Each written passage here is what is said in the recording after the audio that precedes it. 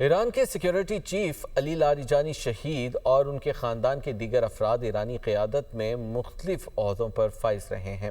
یہ سمجھا جاتا ہے کہ وہ فیصلہ سازی میں اہم کردار ادا کرتے ہیں۔ وہ واحد شخص تھے جو مغربی قوتوں کے ساتھ مذاکرات میں اہم کردار ادا کر سکتے تھے۔ ان کی زندگی پر دیکھتے ہیں، آئیے یہ رپورٹ۔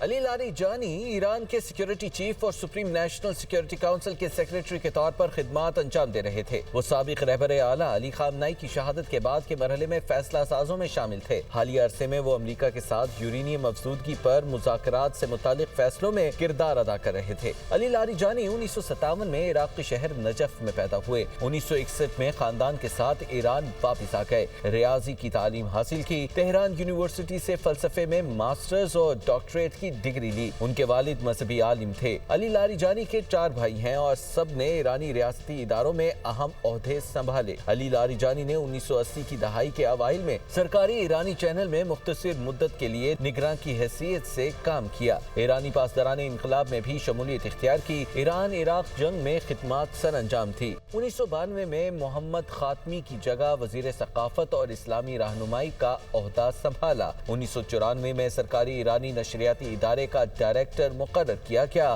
1996 میں علی خامنائی نے 3 سال کے لیے سپریم نیشنل سیکیورٹی کونسل میں اپنا نمائندہ مقرر کیا۔ 1997 میں مصلحت نظام کونسل کے رکن بنے۔ 1999 میں دوبارہ سپریم لیڈر کے نمائندے کے طور پر سپریم نیشنل سیکیورٹی کونسل میں شامل ہوئے۔ 2002 میں دوبارہ مصلحت نظام کونسل کا رکن بنایا گیا۔ 2004 میں سرکاری ایرانی چینل کے ڈائریکٹر کے طور پر واپس آئے۔ 2005 میں جوہری پروگرام پر یورپی یونین کے ساتھ مذاکرات کا انچارج مقرر کیا گیا۔ 2008 میں پارلیمنٹ کے رکن بنے اور سپیکر منتخب ہوئے۔ کئی مرتبہ اس عہدے پر فائز رہے۔ 2020 تک سپیکر رہے اور ان کی مصلحت نظام کونسل کی رکنیت کی کئی مرتبہ تجدید بھی ہوئی۔ 2020 میں خامنائی نے انہیں اپنا مشیر مقرر کیا۔ انہوں نے 2021 میں صدارتی انتخاب کے لیے کاغذات جمع کرائے لیکن نگہبان کونسل نے مسترد کر دیے۔ 2024 میں نگہبان کونسل نے دوسری بار ان کی صدارتی نامزدگی مسترد کی۔ اگست 2025 میں سپریم نیشنل سیکیورٹی کونسل کا سربراہ اور کونسل میں سپریم لیڈر کا نمائندہ مقرر کیا گیا۔ لاریجانی نے ایران کی طرف سے جوہری معاملات پر مذاکرات کی قیادت کی۔ غزہ اور لبنان کی حالیہ جنگوں کے دوران عالمی سطح پر نمایاں کردار سامنے آیا۔ جنگ کے دوران عراق، لبنان، شام اور خلیج کے حکام سے ملاقاتیں کی۔ فروری میں امریکی انتظامیہ نے علی لاریجانی پر مظاہرین کے خلاف ٹریک ڈاؤن کا الزام لگاتے ہوئے پابندیاں عائد کی۔ خامنائی کی شہادت کے بعد علی لاریجانی کے بیانات سخت ہو گئے۔ انہوں نے کہا تھا کہ اب ایران امریکہ کے ساتھ مذاکرات نہیں کرے گا، طویل مدت کی جنگ کے لیے تیار ہے۔